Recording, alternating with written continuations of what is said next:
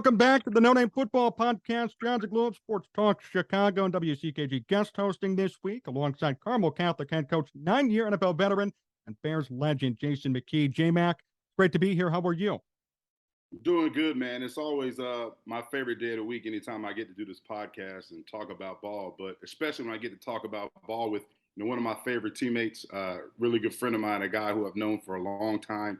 I'm sad that he's not in Chicago anymore, but anytime I get a chance to chop it up with him and talk ball like the good old days, it's always a great day for me. So it's a pleasure to have, Alex Brown with us.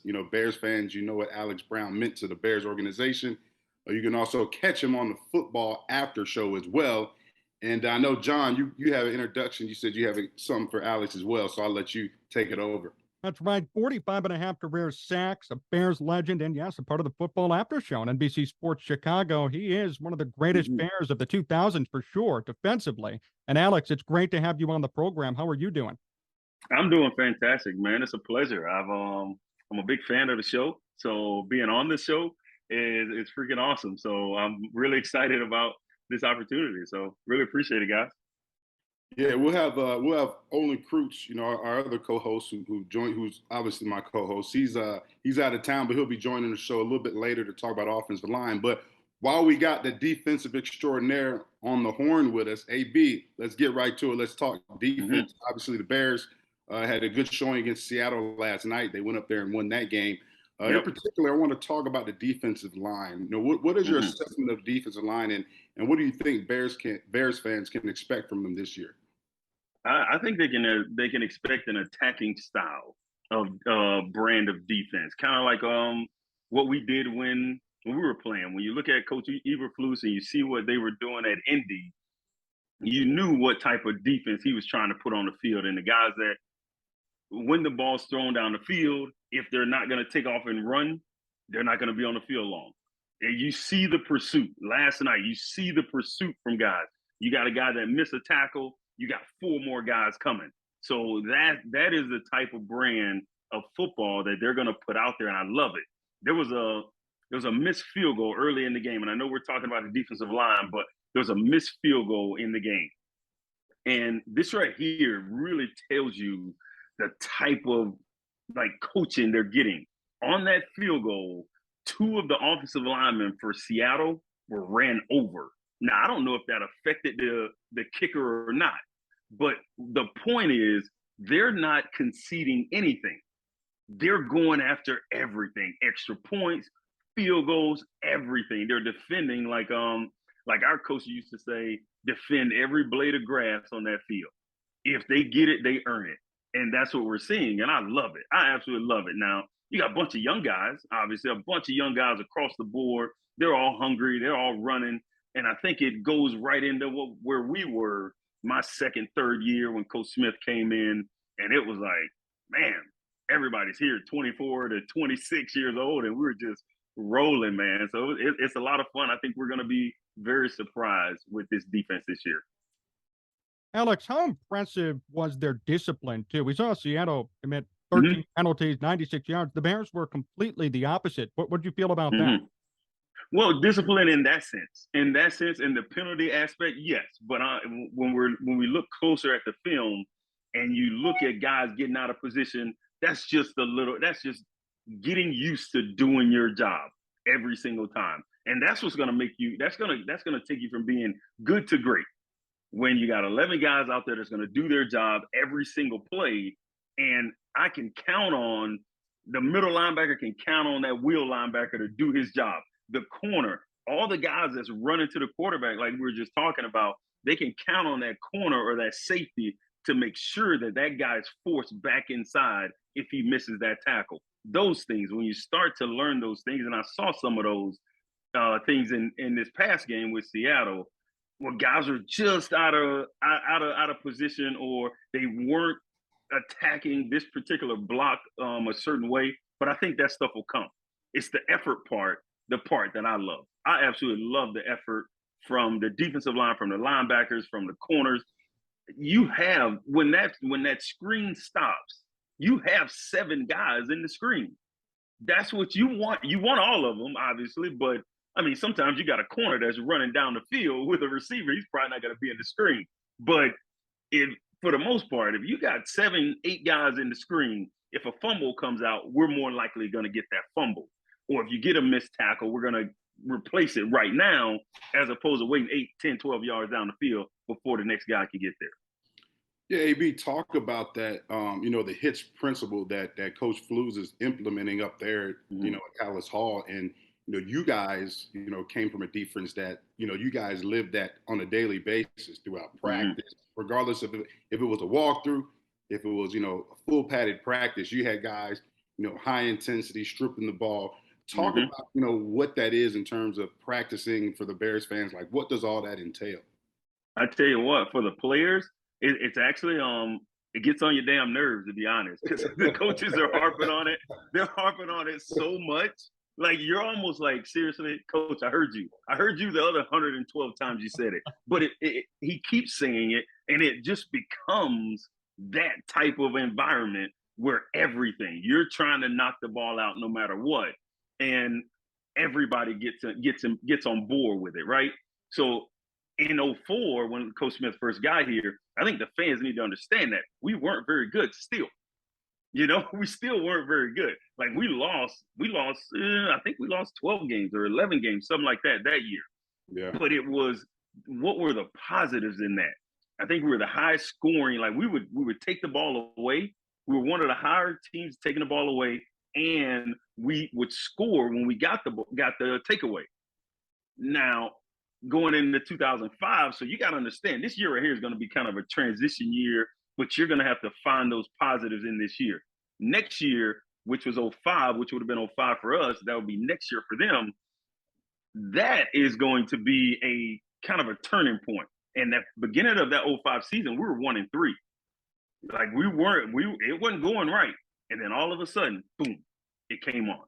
And then we took off for the next, year and a half or so, where we played really good football, both offensively and defensively, in 2006, and was able to get to a Super Bowl. And I still think we were the best team, but we ain't gonna get into that. But so I think it's still we still got to be patient in this. But the things I'm seeing right now, as far as the hustle to the ball, punching at the ball, you see guys punching at the ball. I think Peanut really made it popular by just everybody wants to do the peanut punch now, right?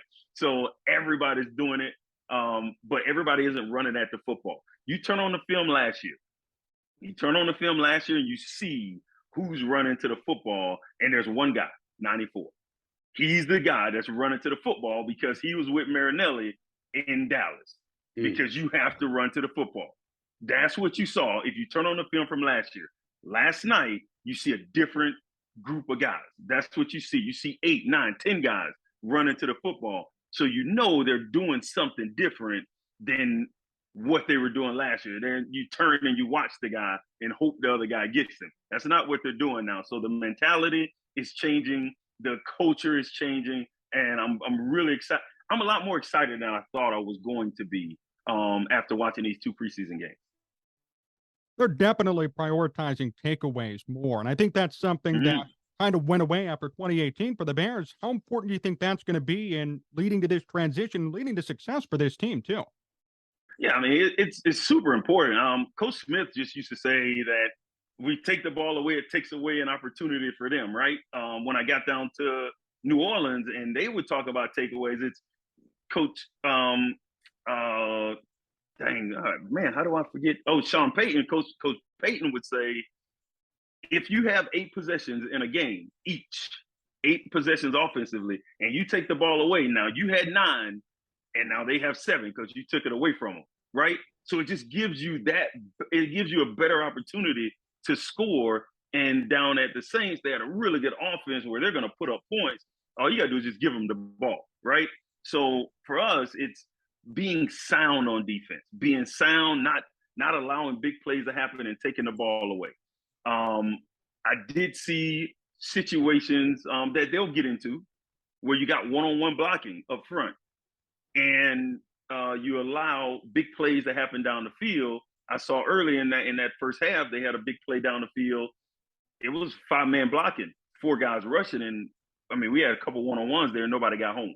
So these are things that they're going to work through. And as you place different players in there, like in 04, we went and got Adewale Ogunleye. Yeah. Like we went and got him out of Miami, traded away our best offensive player at the time in Marty Booker, and everybody's looking like, what the heck's going on? Like, oh my God, like, what are we doing? You know? So, but I mean, that's the type of stuff that you're gonna have to go through these things, see what you need, and then go pick that stuff off. So hopefully the coaches are doing that. We're missing a huge piece. And I know we're gonna get to it, but 58, we need 58 in there. I mean, I think he makes us that much better, and there's a hole there that we don't have to fill if he's there. Yeah, and that's a good segue into my next question. Obviously, the Roquan topic, people saying that there's trade rumors. Obviously, we know his statement came out in terms of, how he felt like the Bears are disrespecting him by the contract they offered him. AB, you've been in contract situations. I've been in some too. Not as big as you guys, because fullbacks, we get paid pennies compared to everybody else. But yeah, like Roquan, I mean, you look at it, in terms of what is your assessment of that, AB, in terms of his value, what he brings to the team, and the type of dollars that he commands? Because when you look at like the top 5 linebackers in this league, obviously Darius Leonard is number 1. Fred Warner for 49ers is number 2.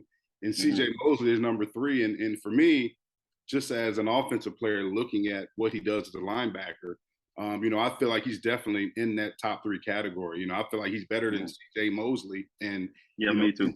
And CJ Mosley is he signed a deal for 5 years, $85 million over 5 years. So, I can see why Roquan is saying, hey, I need to be paid where I'm ranked in terms of my position. But, I'll let you break that down a little bit, AB.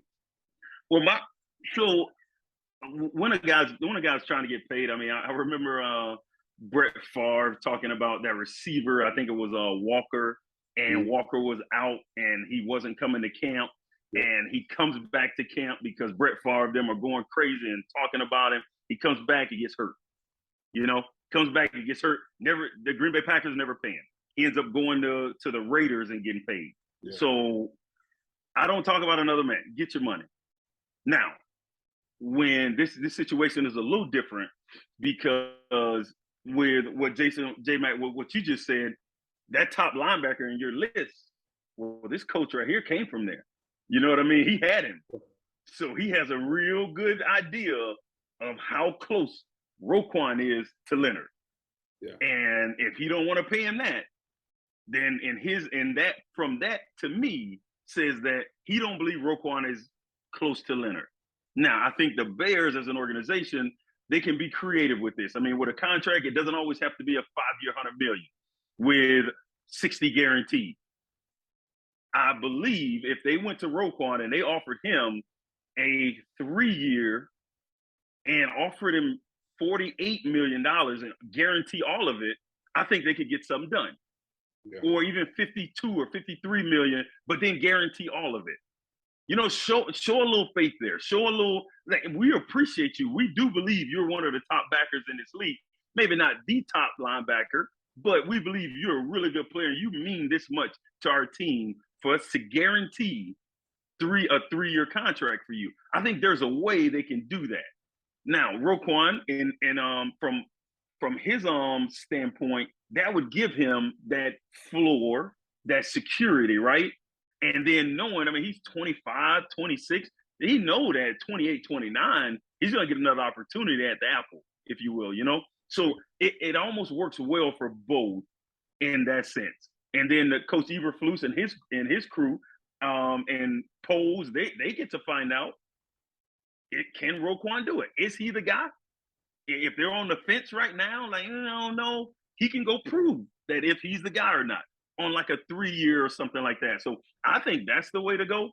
I wish I don't have Roquan's number. I wish I did. I would talk to him because I know he's doing his own thing as far as his own contract and all that. And man, maybe he don't want to hear nothing I got to say. I mean, maybe he wants his 5-year, $100 million or whatever that is, which I think he deserves a big contract. I think he's earned it. But when you're talking about this particular situation with this coach and Coach Eberflus, who was with Leonard last year, and he knows what Leonard got paid, and he believes that he was worth that. Then he looks at you and he don't think so. Then there's something you got to prove to Coach Eberflus. And Alex, you bring up a great point there. I mean, there could be a middle ground. Roquan wants to be paid to be the number one linebacker in football. Darius Leonard right now is making around $19.5 million per year. Roquan wants to exceed that. And I think we can all agree he may not be at that level yet. So maybe there's no justification in paying him that, but he could come back at 3 years, $50 million, have it all guaranteed. And I think that'd be a fair assessment for fans, for media, and for Roquan himself, and for the Bears organization. Yep, I totally agree. I hope that they've had that conversation. I don't know if they have or not, but I hope the conversation doesn't start and end with 5 years. Because that, I mean, like you said, there's probably a middle ground there somewhere. Yeah. And then on the flip end, let's guarantee all of it, right? Or guarantee most of it, 85% of it. If you go in at $55 million for 3 years and you guarantee 85% of it, let's be honest here. I think this is a show I can be honest. Hey, Roquan from Macon, Georgia. Yeah. Listen, you offer him $60 million, man. Come on, that changes not only his life, that changes kids' life, that changes grandkids' life. You know, so I think, and then he get another bite at the apple late in 3 years, maybe even 2, if he goes all pro. Maybe he gets a bite at that apple sooner. So I think there is a middle ground. I hope there's a middle ground because I think he makes his defense better if he's there. Yeah, and I think with Roquan too, AB, I think that, you know, him saying he feels like he's being disrespected by the contract he's offered. You know, I feel like he's been disrespected in the NFL in general in terms of being a linebacker. I mean, he's one of only 2 linebackers to have over 300 tackles and over 30 tackles for loss. The other one is Ray Lewis. And we know that, you know, he may not have as many Pro Bowls as Darius Leonard, but I mean, here's a guy who, I mean, we know how watered down the Pro Bowl is now. Everybody's a Pro Bowl, everybody goes. But he's a guy who's going to be, right? I think he's 25 years old, and we know in Eberflus' defense that will linebacker position, you know, is the cornerstone of that defense. A young guy who's 25, who's at the top of his game, who's done nothing but produce since he's put that Chicago Bears helmet on. And to lose him would be a tragedy for this young defense that we're going to have. I mean, you look at your secondary, they're young. You look at the defensive line, the only guy that you know who's going to be, you know, who should be a constant is Robert Quinn. And then you look at the other linebackers that have in that linebacker room. I mean, you've got Anthony Morrow, he's a 6-year guy. Matt Adams, who was over there in Indy. I mean, a lot of young guys. Caleb Johnson's a 2-year guy. We've seen Sanborn's undrafted free agent who's made some splash plays in the preseason, but he's an undrafted free agent. I think when you look at Roquan, you know, you look at his value as they're looking at his value as a player, but you got to look at his value in terms of what he means to the defense overall this defense. I mean, he is the glue. He is the glue. You know what I'm saying? He is what's going to keep this thing, you know, together. And when you have a constant like that, who's only 25, you know, you might want to make sure that he's in a Bears uniform. Yeah, absolutely. I mean, that going back, let's go back to Devin Hester when the Bears were really trying to justify why they should pay him. Oh, we're going to make him a number 1 receiver. Don't do all that. Yeah. Do this. Pay the man according to how valuable he is to your team. Yep. That's it. That's all you don't need to justify it with anybody because New England isn't going to write a check. Indy's not going to write that check for you, you know, to help pay your player. So I don't think they have to justify anything with anyone. If they believe that he is worth this amount to them, then that's what you pay him. Yeah, you got to look at the comparables. So put him in that category. If Leonard is getting paid $19 million, be honest. Hey, Leonard got paid $19 million, 2 years ago? Or was it last year? I want to say it was 2 years. It might have been 2 years ago. 2 years ago? So, I mean, this thing goes up. It never comes back. So it goes up. So if you don't think he's as good as Leonard, then I think he deserves $19 million 2 years later, because I think that's where the contract is. So 2 years later, he deserves the $19 million that Leonard got 2 years ago, $19 million average, right? And make it legit average. Don't pay the man $2 million, then $50 million. Like, he'll never see that last year, you know? Yeah. So it's just like make it a true average. And I think you got something. But from what I've heard, the contract offer was, well, hell yeah, he was disrespected. I mean, yeah, you don't do that. You go and you go after him if you want him. If you don't want him, then you do what you do what they did, and then he's gonna want to get up out of there. So, but let's assume, Jake. Let's assume. What would you take for him? Yeah, like for a guy like that, like what would you take for him? I mean, we went 4 years ago, and we went and got a All-Pro Bowl linebacker / pass rusher with Khalil Mack. We gave up 2 first-rounders. I don't know if anybody, and then we gave him $140 million. Yeah. So I don't know if anybody's going to give 2 first-rounders, but what would you take for Roquan, in return if you were to find a team? Yeah, it's a good question. Me personally, I don't want anything for him. I want Roquan in that Bears uniform. Because especially like you said, Coach Flus, you're implementing a new defensive scheme that's been proven. You see what the Colts have been doing. They've been one of the top defenses in the league. A lot of takeaways. Obviously, Darius Leonard is one of the guys who leads that defense and has probably majority of the takeaways on that defense. So, you have a guy who can, in my opinion, I think, in this scheme with Coach Flus, the right coaching and things like that, he could probably surpass the productivity that Darius Leonard had. And it just makes you wonder, you look at the production that he's had with the instability in terms of the coaching staff that's been in Chicago. If you bring in a group like this, who we see, Coach Flus's principles being implemented out there in preseason. We talked about all 11 guys on defense getting to the ball. Like AB, you said, when you watch film and you're watching film, you need all 11 hats in that screen, in that picture. That just shows that doesn't happen in a game. That's something that's happening on a daily basis in practice. And when you have a guy who has that type of stability, that type of a demand on, playing style and things like that, it brings the best out of you as a player. So, I just think we're just scratching the surface of how good Roquan can actually be. Jay, I could not agree with you more.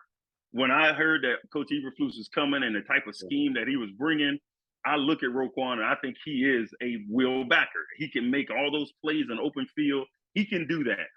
But what he has to do, and when we knew that Lance Briggs was going to have an all-pro season when he came into training camp at 235 pounds. Yeah. He has to lose 10 pounds, bro. He has to. If he being Roquan, if Roquan loses 10 pounds, and let's say he don't sign a contract this year, he'll get that contract that he wants. Yeah. If he loses 10 pounds, because he can do everything. He's fast enough, he's smart enough, he understands, and he makes plays. The kid can do it. In this particular defense, though, he's gonna have to, you run so much. Jay, that's all we did was run. We ran and ran and ran because you need it. You have to be in shape, because what you're essentially doing is you're taking a defense and you're making them smaller. So we're a smaller defense, quicker defense, but now we gotta attack you like wasps and bees and stuff. We gotta attack you like a team, because one guy, we might be in trouble. Outside of that will backer, and that was Lance. Lance, we can leave by himself. He can make all the plays, whether it's a receiver, a running back. He can make the plays, and that is the position that really needs to be solid, right? That needs to be a solid position, because a lot of those plays that'll break for big yardage is going to be on his watch. So Roquan loses 10 pounds and is the same player. Not injured or anything, just the same man. I think he'll take another step, and then people will put him in that category, if not higher than that Leonard and Ward, or is it Warner out of San Francisco. How similar do you see this defense to yours under Lovie Smith? I mean, you mentioned a couple of similarities already, Lance Briggs and Roquan. How similar, when you watch this Bears team, are they to you guys? Well, that's why I stopped at, I stopped right there. I stopped right there because honestly, they don't have Urlacher. Right. They don't have Charles Tillman and Nathan Vasher and Tommy Harris and Adewale Ogunleye. Like, those are questions. And Mike Brown, like I'm sorry, Mike Brown, and you got Chris Harris.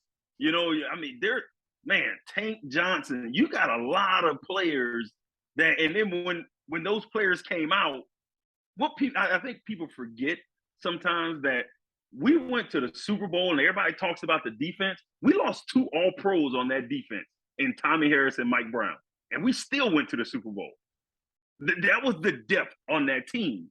Yeah, you know, that was the depth on it because, and it came from those guys came from the draft. When you got Tank Johnson, Ian Scott, these guys came from the draft. And Tommy goes down, you can plug in a guy and let's go. You know, like this stuff.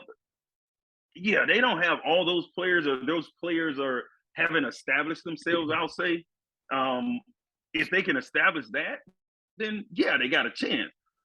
But one thing we didn't get rid of really good players, and that is where they're at right now. Are you going to get rid of a really good player on a defense on a team that you're trying to build around defense? You're going to get rid of the best defensive player that you have. I think that's taking a step back when you should be trying to move forward here. And it's not like he's a bad apple or anything. It's not like he's a guy that you can't build around. You absolutely can build this defense around him. Yeah, I think AB too. When you're talking about comparing this defense to the defense that we had with you guys. I think what we fail to realize, a lot is being made of development of Justin Fields. I think, the coaching staff as a whole has a lot of importance this season in terms of development. You look at, all the guys you mentioned, Peanut, Briggs, all the guys who were drafted here. You guys were developed. Obviously, when Lovey came, you guys were developed in a different way in terms of, intensity, takeaways, hustling to the ball. You guys had a lot of talent, but you guys were developed. You guys were coached. You guys were cultured. You guys were culture enforcers in that locker room. And you look at it like this, right? That coaching staff, especially on the defensive side of the ball, they're going to have to do a lot of coaching, teaching, development for the young guys. We talked about how many young guys. Look how young the secondary is. Roquan Smith's a question mark. Obviously, Robert Quinn is a constant on the defensive line. But other than that, you got a lot of young guys, young, hungry guys out there running around. Going to have to be developed on a daily basis in order for them to achieve their maximum potential. And, we see that often, from that team I hate to talk about up north of Green Bay.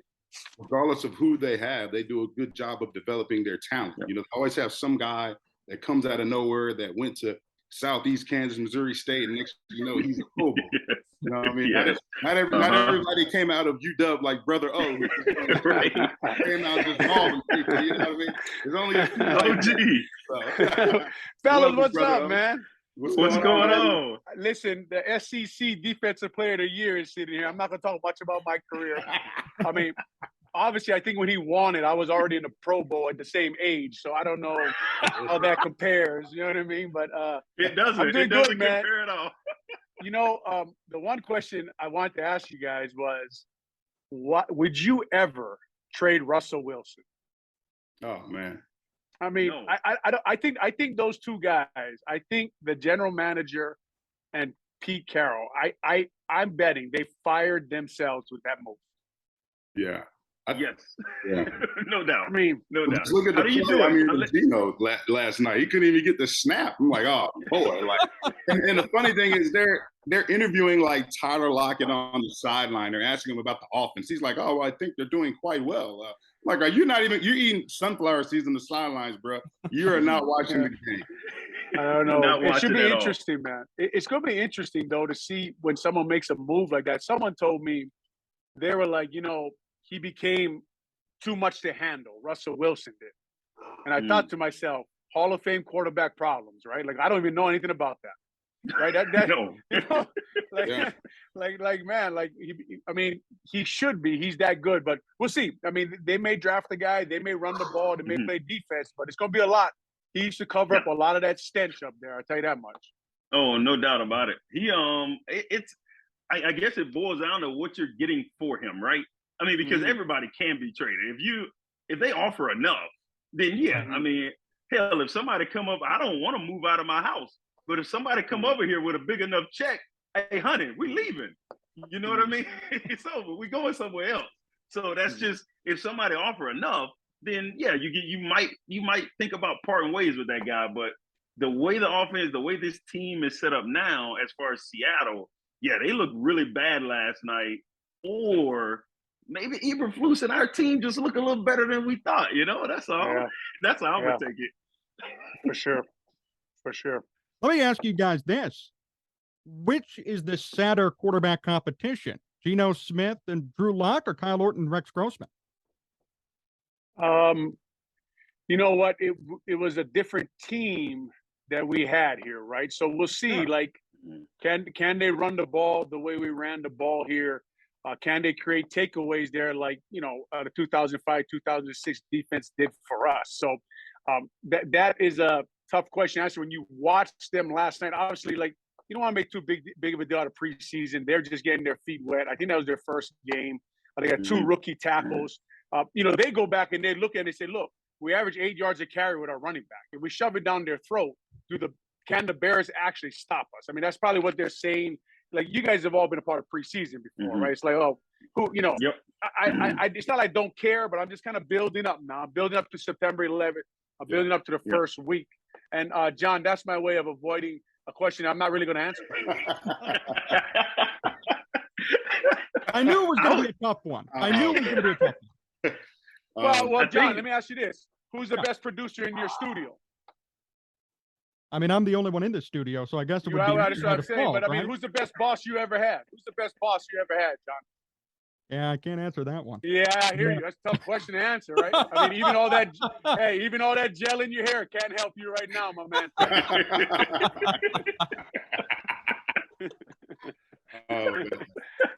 Oh man.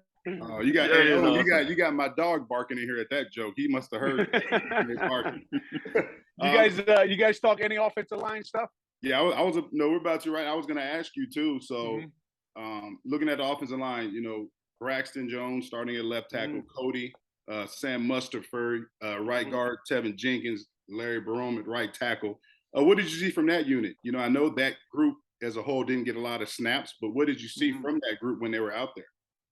Well, I think the first thing you guys probably missed it, you guys probably talked about it, was you like the way Getsy, his approach, right? His boots, his tight end screens, his play action pass.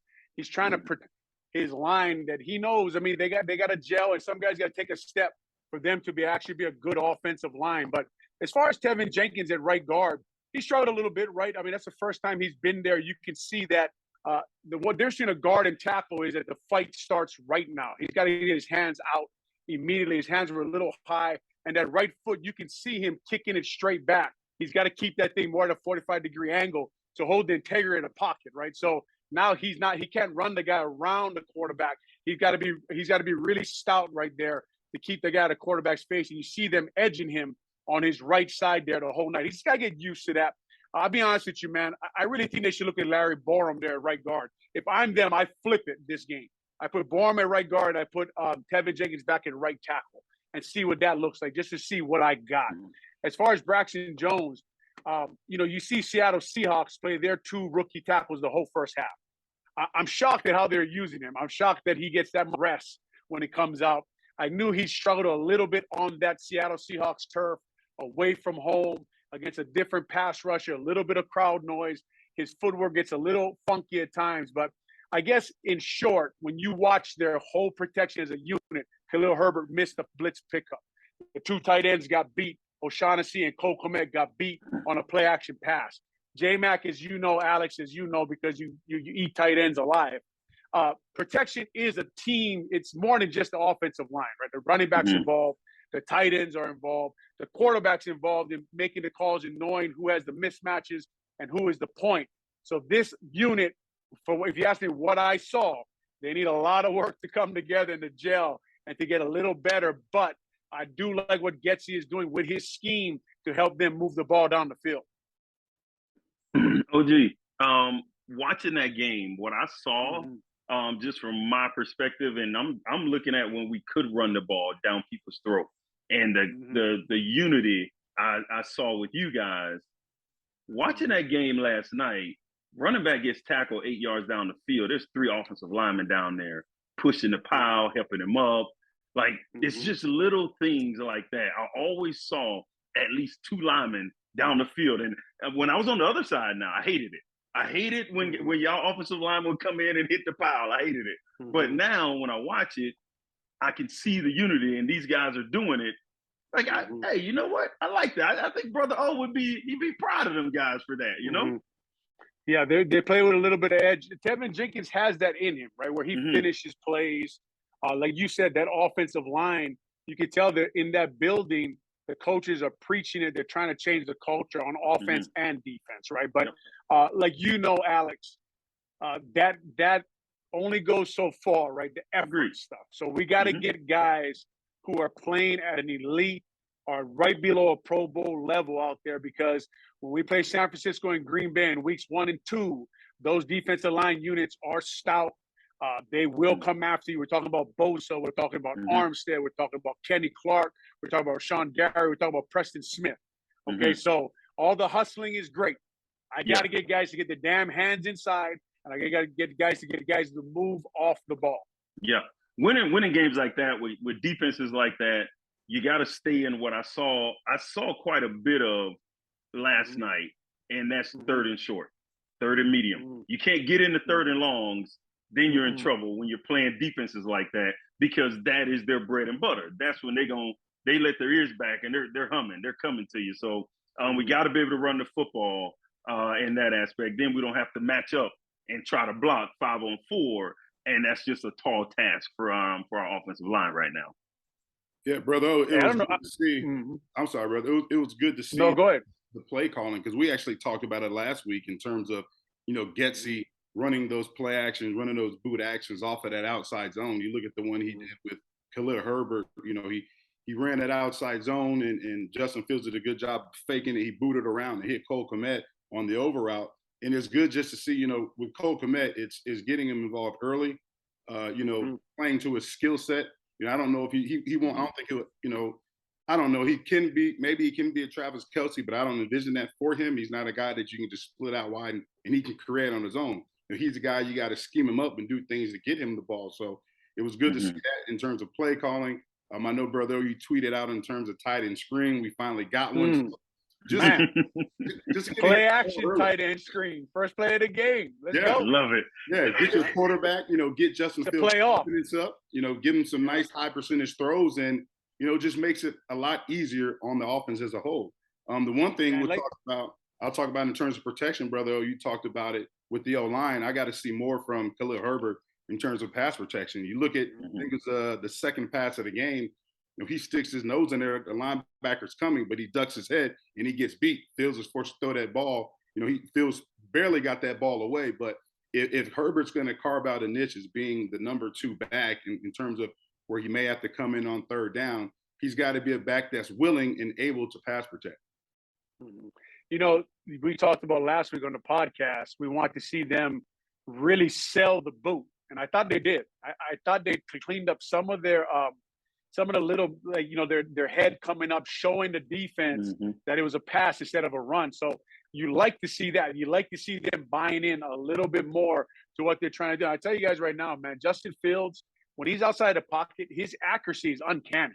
The way he throws the ball when he's on the move to his left or his right is unbelievable. And yesterday, when he held the ball a little bit on that one boot, which you like to see him do, if he takes off there, he's got about 15 yards. So when he starts to learn to like when to take yards, when to throw the ball, he's going to be dangerous on those boot plays, which really, like Alice can tell you, as a backside DN, slows you down. And then guess what? That running back sliding out the back door, man, because now you got to play both things, because your coaches tell you you're basically wrong whatever decision you make, and you don't know what to do. So you got 2 things in your head, and now the backside DN is frozen. And guess what? David Montgomery's coming downhill, and good luck with the arm tackle on David Montgomery. So J-Mac, like you're saying, man, it was fun to watch last night, the play calling.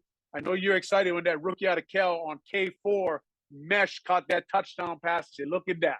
Fullback, that's J-Mac's play. J-Mac must have called him up, told him put in that K4 to score a touchdown. So I agree with you guys, man. This team is a little more interesting than we thought they'd be. They still got to get guys to take a step to be elite. I don't know who you put in the top 8 to 10 at their position in the league on the whole team. You know, you could pick Quinn maybe and Roquan, who's still out. But other than that, guys have got to develop. Mm-hmm. I would say offensively, too, I love the connection between Cole Kmet and Justin Fields. It seems like it's growing a lot more this year compared to years past. What do you guys think that's going to look like this year? Well, I mean, he has to be involved. I mean, it can't just be Mooney, right? I mean, he has to be involved.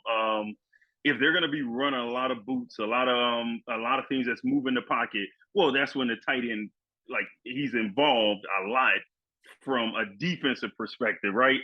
These offensive guys, J-Mac and OG, they can tell you a lot better than I can. But from a defensive perspective, teams that tend to boot a lot and move that pocket, they have those tight ends that can find those open holes. And J-Mac mentioned it earlier. I'm with you. I don't think he can be Travis Kelce, but I think he can be a tight end that can find holes and give his quarterback an outlet 6 yards here, 8 yards here, being able to beat a guy one-on-one. I think he can beat linebackers. I think he can beat one-on-one. I think he actually can. He's big and I don't know how athletic he is, but he's a big guy. He can jump over corners.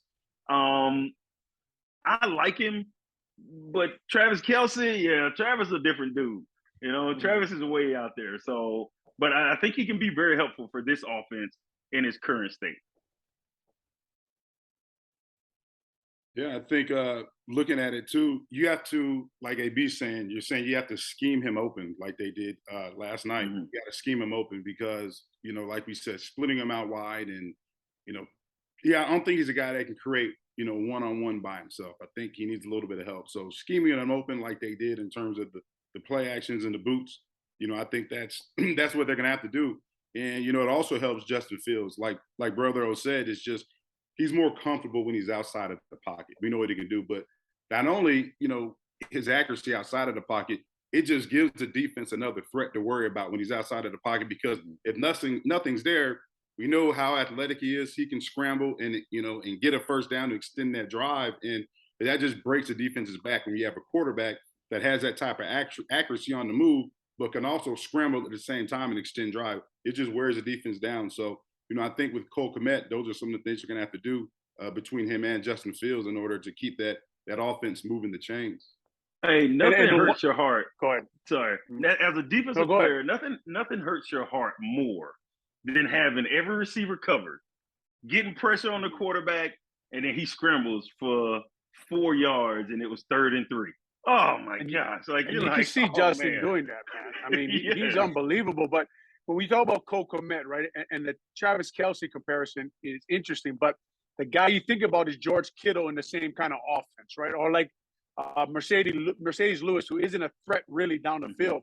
Now, the thing of that Cole Kmet's going to have to do in this offense is they're going to have to be able to run the ball at him, or he's going to have to be the backside blocking tight end. And then people will buy the run sale and they'll get him open. So I think the way he develops, the way he becomes dangerous in this offense is his run blocking and his pass pro have to take another step. I didn't see much of it last night. A lot of play actions in that first drive.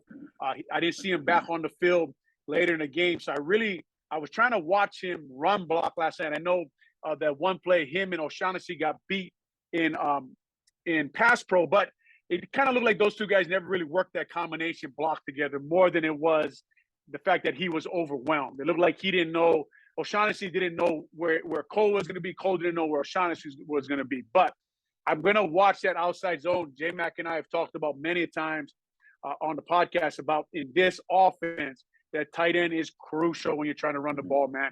If a guy like Alex can set the edge on us, then I can't press the outside. And the running back can't press the tight end's outside leg. I can't run outside zone. So I got to be able to press that outside leg and get up the field from that spot.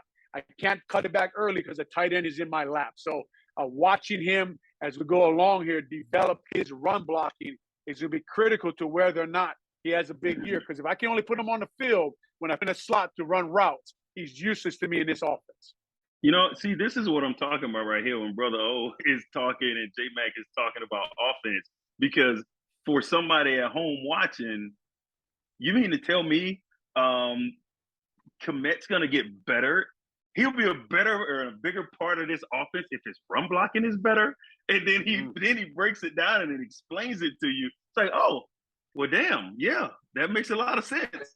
And when I first said it, you looked at me like I was crazy. Like, what the hell is he talking about? What? Hey, I got a question for you guys, Alex, because I wasn't here earlier. I'm sure you talked about it. I'd like to hear you. I mean, if you talked about it, just stop me and all of you guys. The run defense you've been watching, I'm a little worried about. I'm a little worried. Now, I know they're using the line stunts like they're using this cover 2 scheme, the Pirates, the TEs, the nose coming across, that safety blitz off the edge. But if they got to keep adding people, I'm starting to get a little worried about this run defense. Now, I know Roquan's not there, but what have you seen from the D-line so far? That's exactly what I see. I see the beginning stages of where we were in 04. When you just don't understand. Like these guys, they believe if I do my job, I'm good. If I'm in the B gap, I'm good. Like, okay, how can I do more than this? After the 04 season, Lovie Smith brings me into the office. Okay, brings me into the office and he shows me this play on film. He's like, Alex, what are you doing here? And he just wants me to explain what am I doing. And I'm doing my job. Like I'm in the C gap. I'm like, coach, I'm in the C gap. The running back, he ran inside. Like, that's not my play. Okay, this is what I see, Alex. This is Coach Smith. This is what I see. If you can close off that B gap, let's say there is no B gap. You take that tackle and you close him off. You still got the C gap. But guess what that has done to the defense? Now it's created our will linebacker, Lance Briggs. Now he can go anywhere. He don't have to worry about that B gap now, you know, because there is no B gap. So you are the reason for all Lance's success, though. Basically, yes, basically. So, but it's same thing I did for Root. Scenes. Same thing I did for Root. Yes. It's seeing those little things about the defense to make the defense better, right? And I think right now they're just doing their job, if you will, and they're learning. And there's little nuances about it that they're going to have to understand. And now you need Roquan. I mean, we're talking about stopping the run. I mean, we need, like you said. I mean, there's only so much effort it's going to do. You need some players at some point. You need some players with that effort, and that's when you get that really good team. So it's just learning. It's just learning. Guys getting in better shape. I mean, hell, when Lovie came here, I was 283 pounds when he called me in Puerto Rico. I'm sitting on the beach with a Corona in my hand. He's like, Alex, we're going to need you down. Down where? About 30 pounds. What? What? Wow. Okay. And that took me 2 years to get to 250, 255 in order to be able to play in this type of defense, like on a consistent basis and make plays, right? So like that type of stuff, it's just everything is just changing the culture, changing the body style of the current players that were here last year, having them understand that this is totally different. Totally different. There's nothing the same about. You remember, Coach Bloch? Oh man, Bloch. You remember Coach Bloch's defense, and then Rex Norris, defense. Right? Wasn't that your coach? Yes, Rex Norris. Yeah. Yes, Rex Norris was my coach. Like we're talking a big defense where this defense right here, it was small, quick. Let's run all the time. So I think it's just there's a learning curve there. So you're saying Ted, Keith, Phillip, and B-Rob were big defense? Bro, 907 was horrible, man. It was horrible. Oh, yeah. For the offensive line, man. Absolutely. I still have neck problems from those years. Wow. Those are big dudes, man. I think what people don't realize too, AB, at practice, the way that you guys practice, takeaways and defense. I mean, as backs, I mean, we'd be jogging back to the huddle with the ball in our hand, and Peanut would come behind us and punch the ball out. And, it was. I mean, it was to that point. Even if you caught a pass from the sideline, and the guys that weren't in the play, they're trying to punch the ball out of the sideline. And I remember it used to piss T. Jones off so bad. He would run the ball and he'd run like 30 yards downfield, and he starts finishing his run, and Peanut would come behind and punch the ball out.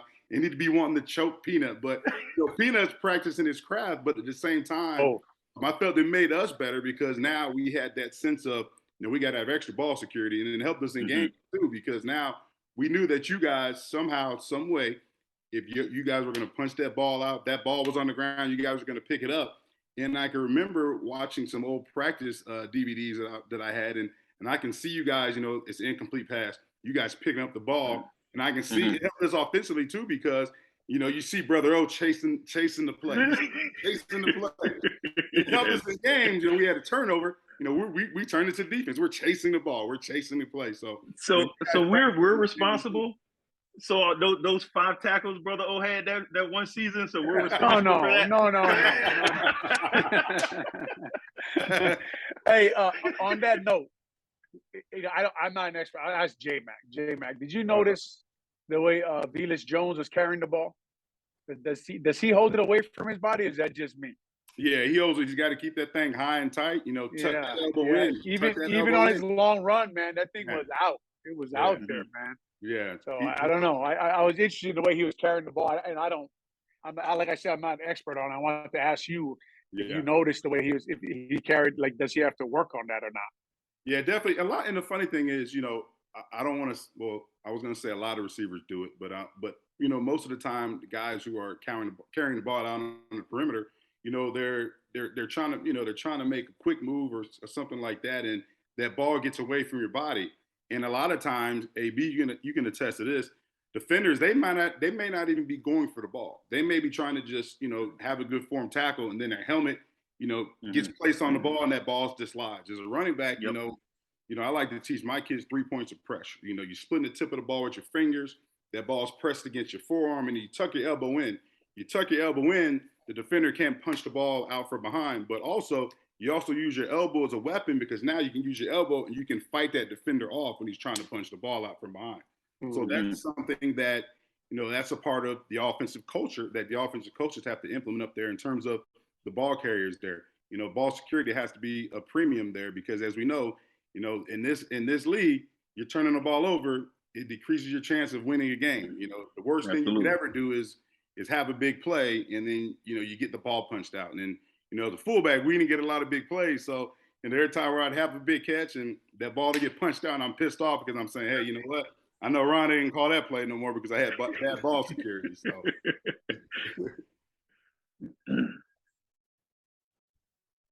Let's talk about your guys' careers for a second. You guys were all teammates. What was that like? I know we talked before, Olin and Jason, and we all talked together about you two, but Alex, let's add you to the conversation as well. How'd you guys get along together? How'd you guys first meet? All that good stuff. Oh, man. I was hitting the head a lot, so I don't really remember. You know what? My first, I remember when Olin wanted to beat me up. I remember that. What? Yes. I knew this was going to circle back to me. But John, he forgets about when he tried to fight me. Alex tried to fight me one day because him and Big Gip went one-on-one in practice. Yeah. I don't want to go through the whole story. Oh, my God. And Big Gip hit Alex pretty hard. And I teased Alex about it. And I had to be like, Alex, I don't like it. I don't like that. Like, you have to relax, man. Yeah. He did. You know what? That is actually, that's a true story. Yeah, that is a true story. Big Gibby hit me, and I'm telling you, I don't know if y'all remember Big Gibby. Man, bro. He's a big human being. A big, strong man. Yes. Nobody could have convinced me right after that play that he didn't grab my face mask and yank it down. He didn't, no doubt. So we're talking, John, about Aaron Gibson from University of Wisconsin. We brought him here, right tackle, and he hit Alex in the chest. And Alex was screaming that he hit him in the neck or the face mask. So it almost had a fight between everybody. But the film told a different story. So I had to ask Alex about how he lied about it. And Alex was not happy about that, man. I wasn't. I was convinced that he hit me. So, and that wasn't a good thing. But I think from your question, I think we got along well because we all wanted the same thing. We all wanted to win, man. When we came here in 2002, J-Mac, you got here in 2002, right? I came here in 2003. In 2003, okay. So in 2002, when I get here, they're coming off of the playoffs, right? They lose against Philly in the playoffs. And in my mind, I'm coming to a playoff team, and we're just gonna keep rolling, right? And then we go down to U of I, and we have to play down there in 02. How many guys ended up on IR? There had to be 25. I was snapping to Henry Burris played in the last game. I think that was like the fifth quarterback I snapped at. Yes. Wow. It was brutal. It seemed like every week somebody went down. And we won the first 2 games, and then we lost 9 games in a row. 9 games in a row. And it was like, what is happening right now? And I remember distinctly that I think we were coming from Seattle, and Jerry Angelo, at that point, we getting our butt whooped every week. We were playing cards or something on the plane, and he got mad and came back screaming at everybody. It was insane now.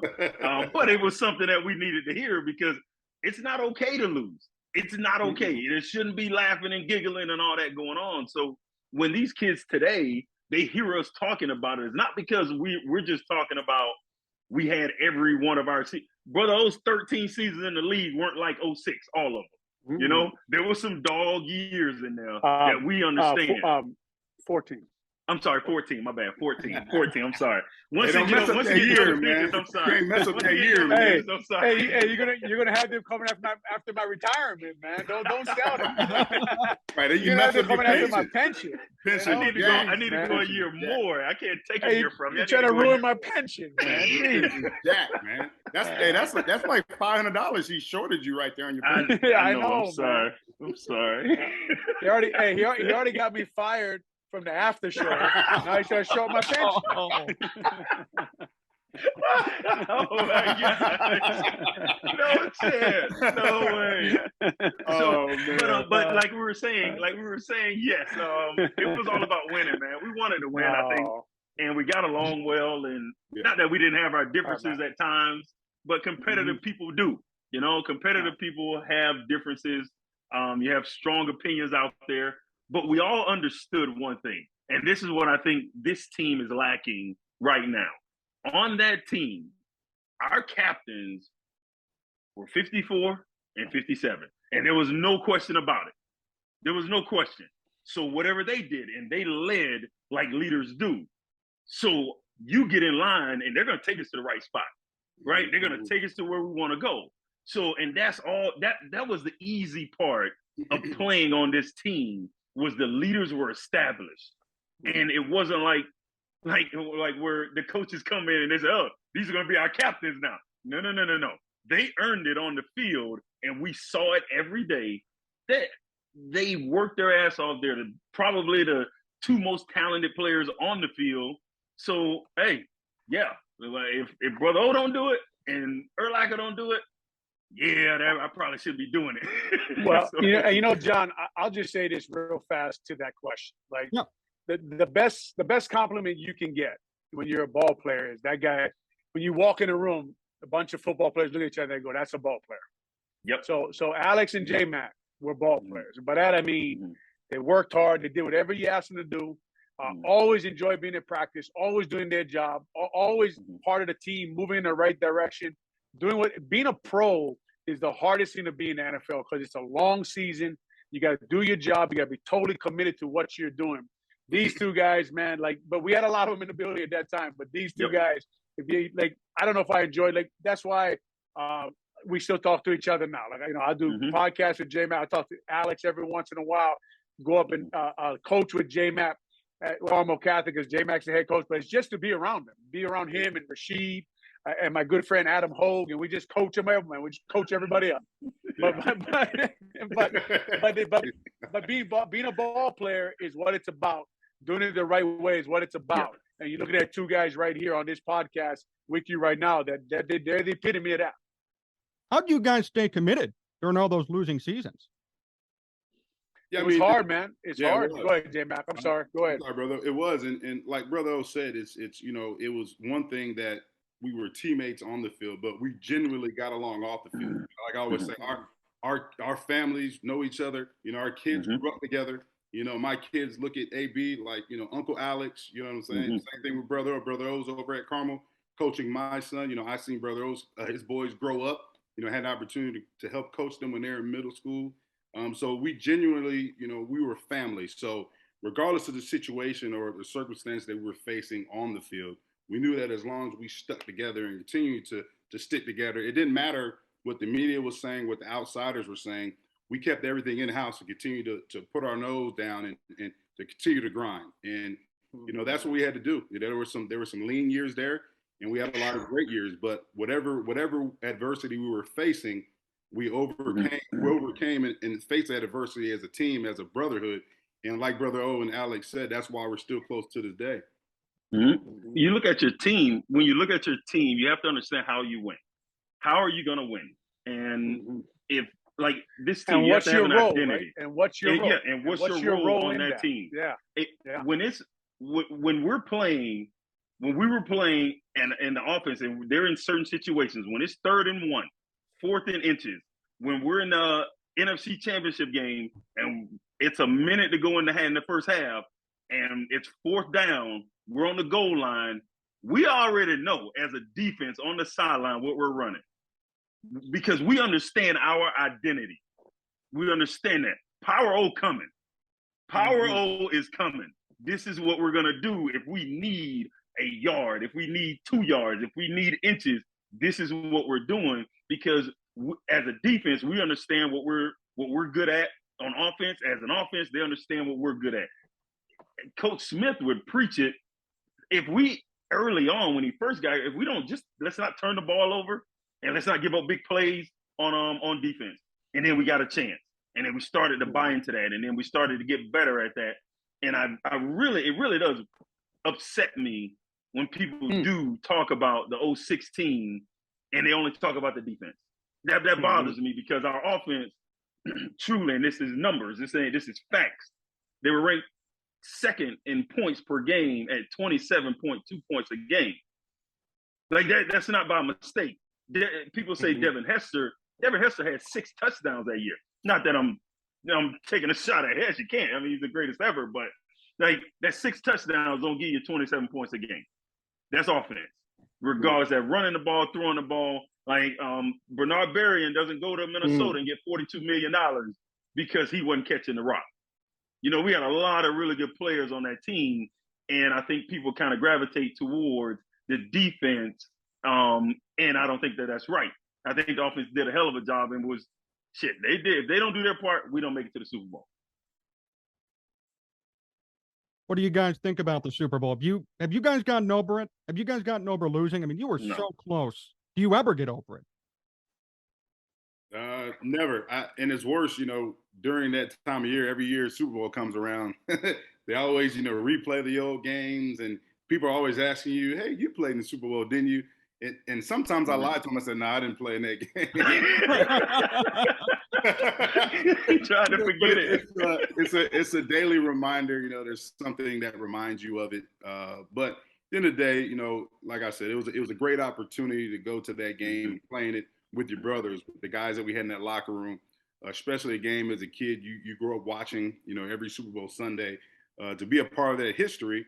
Maybe not on the side of history you want to be on the winning side, but it was just a great opportunity to go there with the guys that we had in that locker room. So, it's a win to be able to have that journey with those guys. But at the end of the day, we didn't achieve the ultimate goal. I, obviously answered that question many a times, but I actually, John asked that question. I got a great story. So I just flew back last night from Hawaii. I was on the red eye, and I walked up to the gate. And, obviously it's everyone going to Chicago, and his dad comes up to me with his son. Looks like he's about maybe 10 or 11. And he says, son, this is Olin Kreutz. He played for the Chicago Bears. And the kid says, did you win the Super Bowl? And I go, no. And he goes, oh. And I go, that's – and then the mom goes – the mom says, don't say that. And I go, no, he's right. Don't worry about it. That reaction is exactly right. I don't – kids that age don't sugarcoat it. I looked at him. I said, you're right.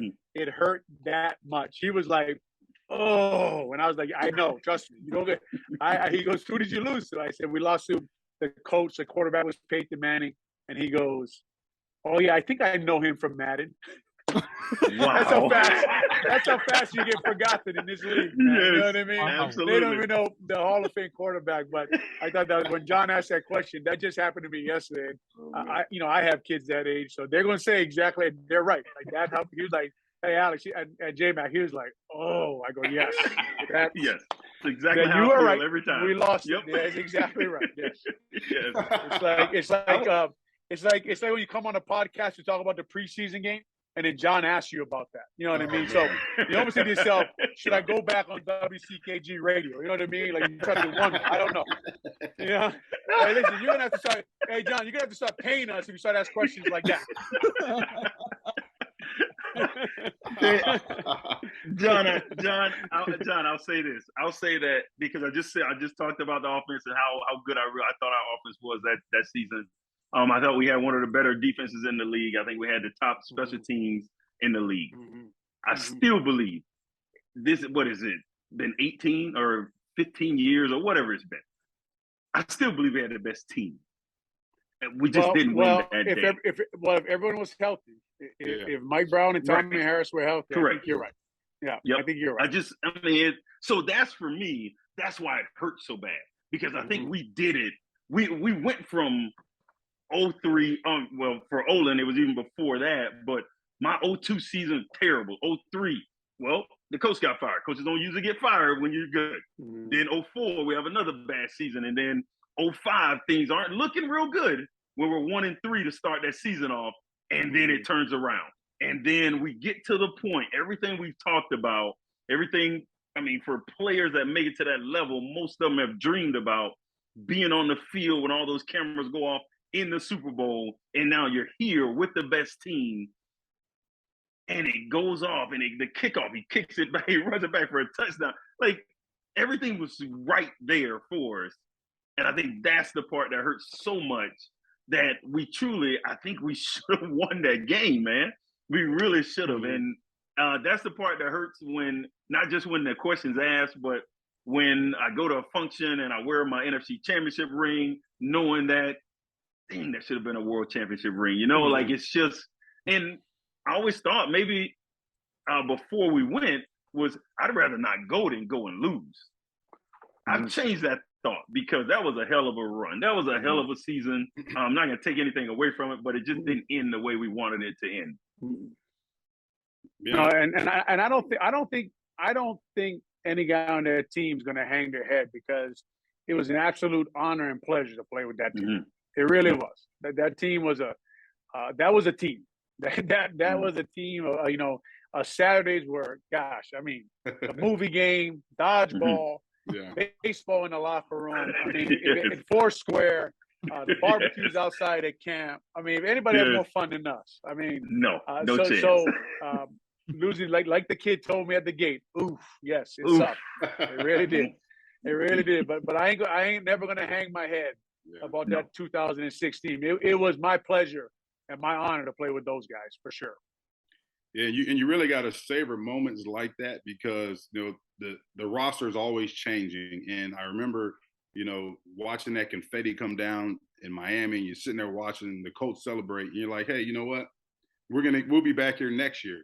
But everybody that was in the locker room, new guys coming in, new guys coming out. So it's like Brother O said, it was definitely an honor to do with those guys. And you're young and you don't think about it, but hey, you know what?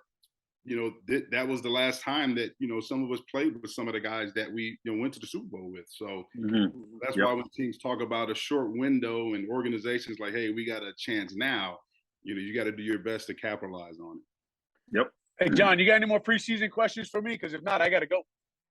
I think we're good.